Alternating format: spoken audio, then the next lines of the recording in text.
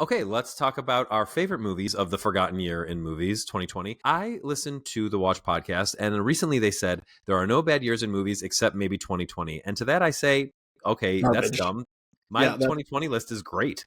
Balderdash. Yeah, my 2020 list is, I'm really happy with it. I have like four or five movies that I've given 5 stars on this list. I have at least that many. Do you want to go first? Yes, I do.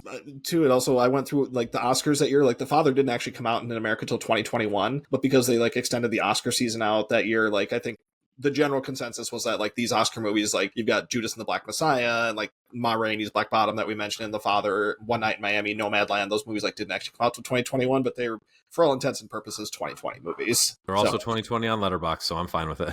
Perfect. Yep. Hit the honorable mentions real quick. I can't even my honorable mentions. I'm looking at some of these like, damn, these are really good. But I'll run through them real quickly. I've got The Trial of Chicago 7, which was Aaron Sorkin's thing. We've got News of the World from Paul Greengrass that I really liked. There's a movie starring Julia Garner called The Assistant that I really enjoyed. Beanpole, one of the international film nominees that year at the Oscars. Kelly Reichardt's First Cow, I really liked. Cooper Reef Shithouse is in my honorable mention. That one's really good. Probably might even be better than Cha Cha Real Smooth, but I do like them both quite a bit. It's funny. I rated Cha Cha Real Smooth higher when I watched the two of them, but I think more fondly on Shithouse. I think I do too. Like I have Shithouse at 4.5 and I had Cha Cha at 5. So I mean, it's either way, it's pretty close. And I think they're both really well worth watching. I've got Rada Blank's 40-Year-Old Version in my top 10. That was a Netflix movie from that era that I really liked. Spike Lee's Da 5 Bloods, David Fincher's Mank, which we've talked about on our Fincher episode quite a bit. And then Thomas Vinterberg's Another Round starring Mads Mikkelsen. And I was so close to putting this in my top 10, but I just had other movies that got there instead. But Mads Mikkelsen is just incredible in this movie about 4 high school teachers who decide that they want to just maintain a consistent level of drunkenness all day long.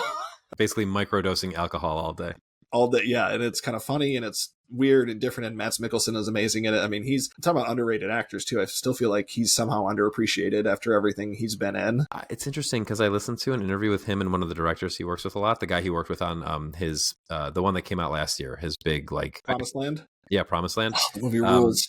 Where they talked about like what it means for them to be able to make great movies outside of the United States. And I just think that's why we're not seeing as much of him as you might otherwise, because he's making a lot of great movies in his home country. Right. And I've seen a lot of those end up on the Oscar list, even if they don't end up getting nominated. So like, yeah, he's definitely been working consistently. He did a movie like The Hunt, was over there, which I know you really like. And he's made a couple others with Vinterberg and people. Yeah, I mean, he's awesome. He's Mads Mikkelsen. Number 10, Judas and the Black Messiah, an amazing performance by Daniel Kaluuya as Fred Hampton. He won the Oscar for that, and deservedly so. Number 9, great movie with Riz Ahmed, The Sound of Metal. Number 8 is an abortion drama called Never, Rarely, Sometimes, Always. That one kind of went under the radar, but some incredible performances. Number 7, we've got the aforementioned Chadwick Boseman and Viola Davis film Ma Rainey's Black Bottom. Number 6, Lee Isaac Chung's Minari. Is just a really beautiful movie. Stephen Yeun is great in it. Yu Young-jun was in it, won the Oscar for that. Just a really, really good movie. Number 5, I've got Regina King. I wanted to say Regina Davis, but that's not right. And Gina Davis is another person. Regina King's One Night in Miami, which I love those kind of movies where it's just kind of people in one location just kind of talking out the night.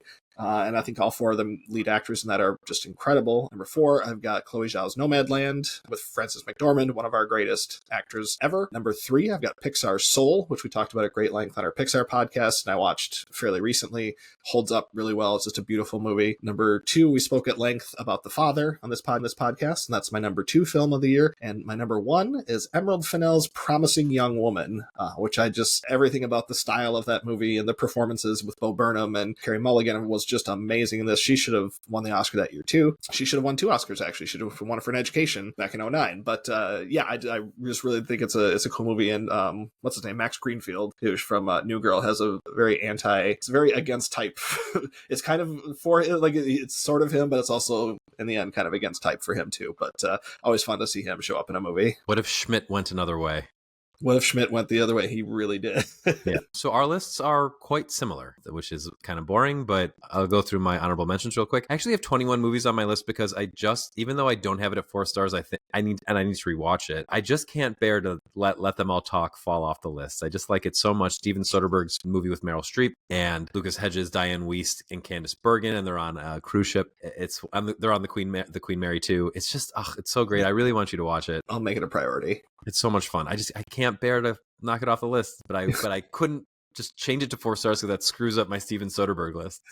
So I need to rewatch it. I have both Lovers Rock and Alex Wheatle from Steve McQueen's Small Axe series on here in my honorable mentions. It was a series of 5 movies. Those are the 2 best, I think. I have Crip Camp on here because I do documentaries on my list. Very high on my documentary list. Yeah, that's a great one. Yeah, so it's Nicole Newham and James Lebrecht's movie about exactly what it sounds like, a camp for people with disabilities. I have One Night on Miami as well. I have Minari, which I just want to also shout out Yuya Jung because I thought she was the only good part of the new version of The Wedding Banquet. In fact, I was hating the movie, and then she enters the movie and it becomes a different movie, and I wish it had stayed that movie because she is just eating everybody's lunch. It's incredible. She's one of the most talented actresses I've ever seen. I have John Krasinski's A Quiet Place Part 2, which I just saw kind of recently and really liked. Yeah, pretty good. I have I have 2 Spike Lee movies on this list. I have David Byrne's American Utopia, which is a concert film and just the most fun. I mean, I'm obsessed with David Byrne, and I think this is a great showcase of his the later stage career. I have Trial of the Chicago 7, which hurts me to say because of my feelings on Aaron Sorkin, but I really like this movie. I also have Cooper Raiff's Shithouse, which I agree is better, I think, probably in hindsight, than Cha Cha Real Smooth, and also Dylan Galula is Forever Crush. I have Thomas Fincherberg's Another Round. Also just barely missed my top 10. Did you say Five Bloods was on your list too? The 2 Spike Lee movies? I did, but I haven't gotten there yet. So my number 10 is Mank. I think this is so cool. When I was watching The Good German, another Steven Soderbergh movie, all I kept thinking is, why isn't this as good as Mank? He's trying to do the same thing, and he's doing it much more poorly than Fincher did later with Mank, which is really capture the golden age of Hollywood vibe in a movie about that era. My number 9 is Chloe Zhao's Nomadland, which I was blown away by when I watched it the first time, and it has diminished a bit in my mind because there's just not much of a story to it. But it's still in my top 10. I mean, it's in my top 10 over movies I really like because it's quite good, and Frances McDormand's amazing. It's got a great appearance by David Strahan towards the end. It's mostly non-professional actors, and they're all very good in it. That's right. I forgot that.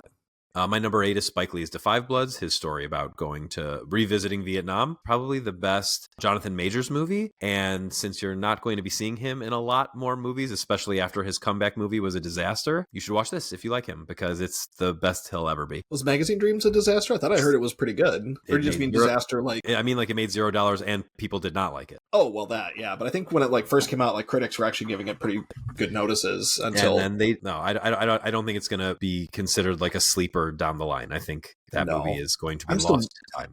I'm curious about it, but I don't know if I'm curious enough to actually put the time in to watch it. I don't know. If people had said it was better, I'd watch it for sure. I don't care. My number 7 is Autumn de Wilde's Emma, the Jane Austen adaptation starring Anya Taylor-Joy and Johnny Flynn. This is the first movie my wife and I saw in the theater together, and so I loved it. Really embarrassing story I kind of don't want to tell. In the middle of it, I leaned over to her and said, "Hey, this really reminds me of Clueless."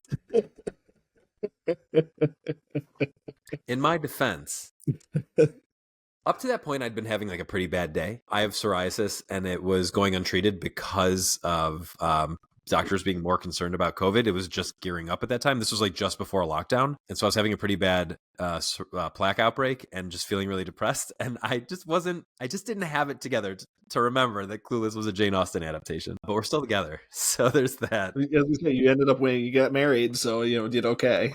Yeah, this is the first time I ever saw Josh O'Connor, and he's so funny. And this movie just rocks. I mean, if you like Clueless, this is a pretty like modern vibe for a Victorian era film. Give it a shot. Yeah, I like it. It wasn't in my honorable mention, but I like it too. It's really good. My number 6 is Promising Young Woman. I also think this is great. I think, people didn't like Saltburn as much as they like Promising Young Woman, and that retroactively made people backlash I hate the internet. Yeah, it's so annoying. Like, there are all these opinions that it like simplifies Me Too.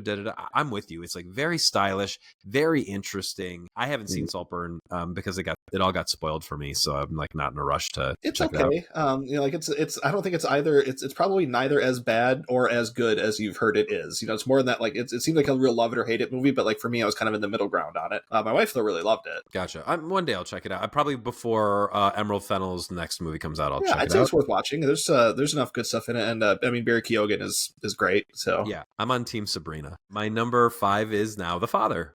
which we talked about at great length. Florian Zeller's the father. My number 4 is Emma Seligman's debut film, Shiva Baby. Have you seen Shiva Baby? I have seen Shiva Baby. Yeah, it's great. But it wasn't on your list, or was I spacing? It was not on my list. No, it's just I must have liked these other 20 movies more than that. Well, I hate that because this is like one of my favorite movies.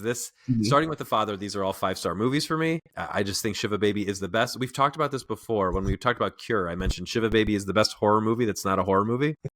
Yeah, it was like April 2021, even though Letterboxd says it's 2020, but it came out in the States in 2021, so it would be on my 2021 list. So I'll have to go back and listen to our 2021 episode to see if it's on there, because if it's not, we're fighting. Yeah, this movie's great. It's only 78 minutes. It's such a thrill ride, and Rachel Sennett proved that she's like a real star here. And Bottoms is like so different from this. It's Emma Seligman's sophomore movie, so I liked Bottoms a lot. In fact, I loved it and thought it was hilarious, but I hope she goes back to something more like this for her next film. Yeah, I'd like to see that too. My number 3 is Pete Docter's Soul from the studio Pixar. Pete Docter, I think, is one of the more, I don't think, he is one of the more successful, he has one of the best hit rates of all the directors who work out of Pixar. He did Inside Out, Up, Soul, and Monsters, Inc. So that's why I don't always love to just say like it's a Pixar movie, because there's now, especially now, great variation in the quality of Pixar movies, and Pete Docter never misses.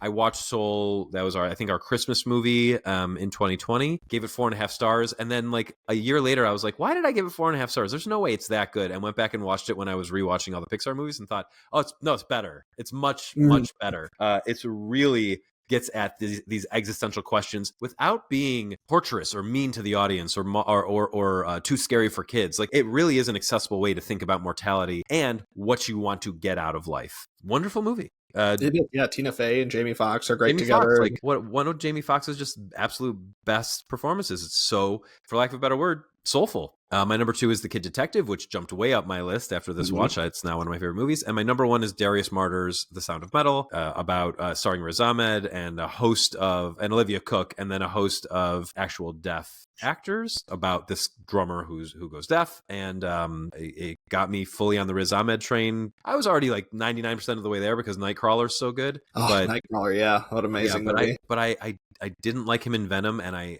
haven't rewatched Rogue One because I haven't finished Andor season 2, but I didn't like him in Rogue One, so it was nice to get back on the train with Sound of Metal. And then he did Nimona, which is just such a great underrated movie. Sisters Brothers, he was in the Sisters Brothers also. Yeah, but I watched that on a plane and I don't remember him being in it. It was pretty good. And then he had after, I think it might have been the same year as Sound of Metal was the year his short film won the Oscar for Best Short Film. It was either that same year or it was the next year. He did a movie called The Long Goodbye that won the Oscar for Best Live Action Short Film, which is also very, very good. I'm not sure if it's streaming anywhere at this point, but that's really good too. I'm a big fan of Riz Ahmed. Well, and he's about to appear in The Phoenician Scheme, which I'm really excited about.